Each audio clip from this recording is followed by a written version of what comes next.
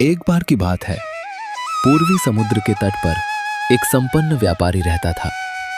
वो यज्ञ यागादि करने वाला, दानी, क्षमाशील और समस्त प्राणियों पर दया करने वाला मनुष्य था। उसके पुत्रों ने एक कौवे को पाल रखा था। वे हमेशा उसे मांस, भात, दही, दूध, खीर, मधु और घी आदि दिया करते थे। उन बालकों द्वारा पोषित वो कौवा अत्यंत हृष्ट-पुष्ट हो गया था। अतः वो दंभ में आकर सभी आकाशचारियों का अपमान करने लगा। एक दिन की बात है, उस समुद्र के तट पर लंबी उड़ानें भरने वाले मानसरोवर निवासी राजहंस आए। वे शांत चित्त और प्रसन्न मना जीव थे। उस समय उन हंसों को देखकर बालकों ने कौवे से कहा, विहंगम, तुम ही समस्त पक्षियों में श्रेष्ठ हो।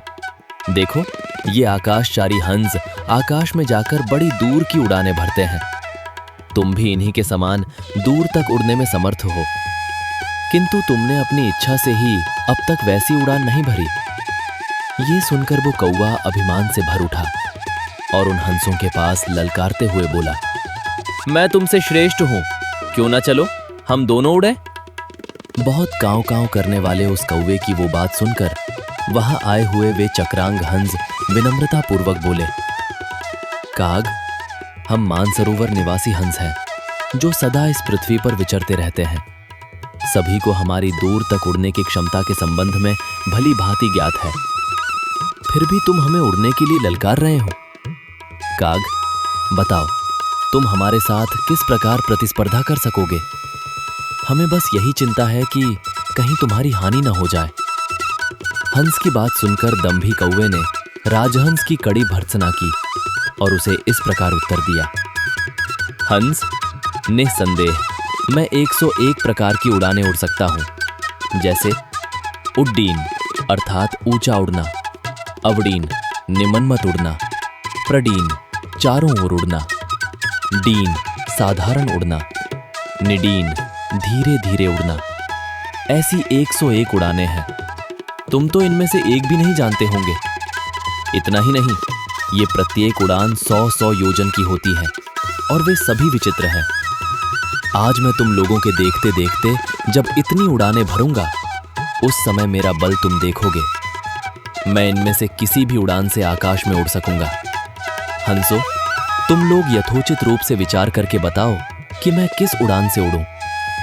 अतः पक्षियों, तुम सब लोग दृढ़ निश्चय करके आश्रय रहित आकाश में इन विभिन्न उड़ानों द्वारा उड़ने के लिए मेरे साथ चलो ना। हंस बोला, काग, तुम अवश्य 101 उड़ानों द्वारा उड़ सकते हो, परंतु मैं तो जिस एक उड़ान को सारे पक्षी जानते हैं उसी से उड़ सकता हूं। दूसरी किसी उड़ान का मुझे पता नहीं है।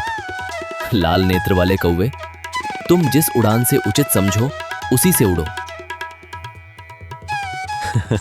तब वहां आए हुए सारे कौवे जोर जोर से हंसने लगे और आपस में बोले, भला ये हंस एक ही उड़ान से 100 प्रकार की उड़ानों को कैसे जीत सकता है? ये कौवा बलवान और शीघ्रता पूर्वक उड़ने वाला है, अतः 100 में से एक ही उड़ान द्वारा हंस की उड़ान को पराजित कर देगा। इसके बाद हंस और कौवा दोनों होर लगाकर उड़े। चक्रांग हंस एक ही गति से उड़ने वाला था और कौवा 100 उड़ानों से। इधर से चक्रांग उड़ा और उधर से कौवा। कौवा विभिन्न उड़ानों द्वारा दर्शकों को आश्चर्यचकित करने की इच्छा से अपने कार्यों का बखान करता जा रहा था। उस समय कौवे की विचित्र उड़ानों को बारंबार देखकर दूसरे कौवे बड़े प्रसन्न हुए और जोर जोर से काव काव करने लगे। वे 2-2 घड़ी पर बारंबार उड़ उड़ कर कहते, देखो कौवे की ये उड़ान, वो उड़ान। ऐसा कहकर वे हंसों का उपहास करते और उन्हें कटु वचन सुनाते। साथ ही कौवे की विजय के लिए शुभाशंसा करते और भांति भांति की बोली बोलते हुए वे कभी वृक्षों की शाखाओं से भूतल पर और कभी भूतल से वृक्षों की शाखाओं पर नीचे ऊपर उड़ते रहते थे। इधर हंस ने एक ही मृदुल गति से उड़ना आरंभ किया था, अतः 2 घड़ी तक वह कौवे से हारता सा प्रतीत हुआ। तब कौवों ने हंसों का अपमान करके इस प्रकार कहा, वह जो हंस उड़ा था वह तो इस प्रकार कौवे से पिछड़ता जा रहा है। उड़ने वाले हंस ने कौवों की वह बात सुनकर बड़े वेग से मकरालय समुद्र के ऊपर ऊपर पश्चिम दिशा की ओर उड़ना आरंभ किया। इधर कौवा थक गया था। उसे कहीं आश्रय लेने के लिए द्वीप या वृक्ष नहीं दिखाई दे रहे थे। अतः उसके मन में भय समा गया और वह घबराकर अचेत सा हो उठा। कौवा सोचने लगा, मैं थक जाने पर इस जलराशि में कहाँ उतरूंगा? बहुत से जल जंतुओं का निवास स्थान समुद्र मेरे लिए असह्य है। असंख्य महाप्राणियों से उद्भासित होने वाला यह महासागर तो आकाश से भी बढ़कर है। उधर हंस 2 घड़ी तक उड़कर इधर उधर देखता हुआ कौवे की प्रतीक्षा में आगे न जा सका। चक्रांग कौवे को लांघकर आगे बढ़ चुका था, तो भी यह सोचकर उसकी प्रतीक्षा करने लगा कि यह कौवा भी उड़कर मेरे पास आ जाए। तदनंतर उस समय अत्यंत थका मादा कौवा हंस के समीप आया। हंस ने देखा कौवे की दशा बड़ी दयनीय हो गई है। अब यह पानी में डूबने ही वाला है। तब हंस बोला, काग, तुम तो बारंबार अपनी बहुत सी उड़ानों का बखान कर रहे थे, परंतु उन उड़ानों का वर्णन करते समय उनमें से इस गोपनीय रहस्य युक्त उड़ान की बात तो तुमने नहीं बताई थी। हे वायस, बताइए तो सही, इस समय जिस उड़ान से तुम उड़ रहे हो उसका क्या नाम है? इस उड़ान में तो तुम अपने दोनों पंखों और चोंच के द्वारा जल का बार बार स्पर्श करने लगे हो। यह क्या स्थिति है? क्या मैं तुम्हारी रक्षा करूं? वह कौवा अत्यंत पीड़ित हो जब अपनी दोनों पाखों और चोंच से जल का स्पर्श करते हुए थककर शिथिलांग हो गया और जल का कहीं आर पार न देखकर नीचे गिरता जा रहा था। उस समय उसने हंस से इस प्रकार कहा, भाई हंस, हम तो कौवे हैं, व्यर्थ कांव कांव किया करते हैं। हम उड़ना क्या जाने। मैं अपने इन प्राणों के साथ तुम्हारी शरण में आया हूं। तुम मुझे जल के किनारे तक पहुंचा दो।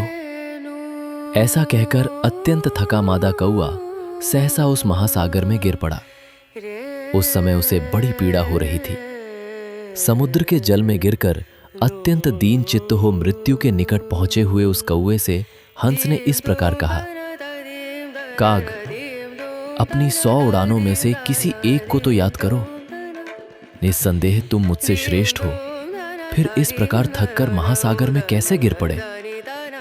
तब जल में अत्यंत कष्ट पाते हुए कौवे ने जल के ऊपर ठहरे हुए हंस की ओर देखकर उसे प्रसन्न करने के लिए कहा, भाई हंस, मैं अहंकार से भर गया था और बहुत से कौवों तथा दूसरे पक्षियों का तिरस्कार करके अपने आप को गरुड़ के समान शक्तिशाली समझने लगा था।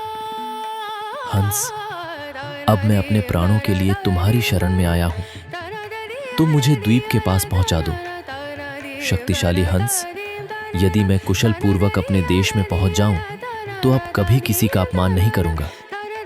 तुम इस विपत्ति से मेरा उद्धार करो। इस प्रकार कहकर कौवा अचेत सा होकर दीन भाव से विलाप करने और कांव कांव करते हुए महासागर के जल में डूबने लगा। उस समय उसकी ओर देखना कठिन हो रहा था। वो पानी से भीग गया था। हंस ने कृपा पूर्वक उसे पंजों से उठाकर बड़े वेग से ऊपर को उछाला और धीरे से अपनी पीठ पर चढ़ा लिया। अचेत हुए कौवे को पीठ पर बिठाकर हंस तुरंत ही फिर उसी द्वीप में आ पहुंचा जहां से होर लगाकर दोनों उड़े थे। उस कौवे को उसके स्थान पर रखकर उसे आश्वासन दे मन के समान शीघ्रगामी हंस पुनः अपने अभीष्ट देश को चला गया। इस प्रकार कौवा उस हंस से पराजित हो अपने महान बल पराक्रम का घमंड छोड़कर शांत हो गया। अतः अहंकार जब ललकारे तो धैर्य एवं शांति से उत्तर देना ही विद्वान का लक्षण है। विद्या ददाति विनयम, विनयाद याति पात्रताम।